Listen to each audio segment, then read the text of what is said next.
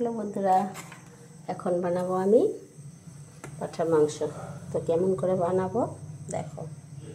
আর কি কি লাগবে পাঁঠার মাংসের জন্য: আদা, রসুন, লঙ্কা, আস্তা রসুনও দিয়ে দিলাম 3টা, পেঁয়াজ কুচি আর লঙ্কা, আর লাগবে মাংস।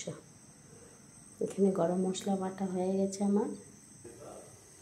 তো কড়াই গরম হয়ে গেল, কড়াইতে তেল দিয়ে দিলাম,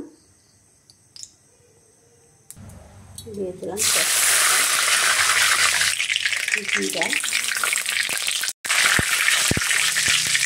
দিয়ে দিলাম আলু,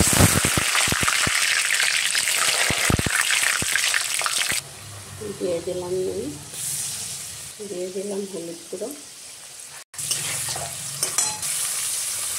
দিয়ে দিলাম কুচানো পেঁয়াজ,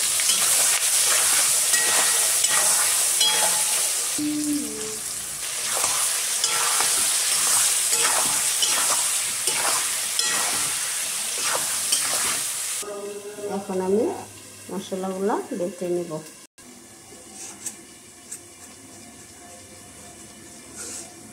এখানে মশলা আছে জিরা, লঙ্কা, আদা, রসুন, অল্প পেঁয়াজ, এগুলোকে বেটে নেব। এখন রসুনগুলা আদা আদা করে বেটে দিয়েছি, আদা বাটা করে, না গলেই যাবে।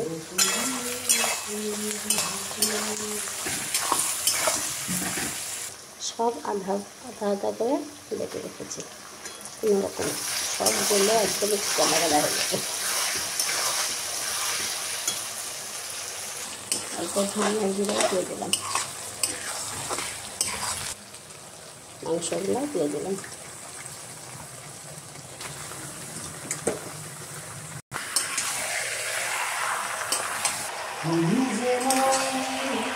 মাংসটা ভালো করে অনেকক্ষণ কষাতে হবে।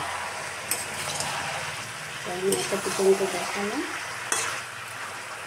আবার অল্প কষানো হবে, আবার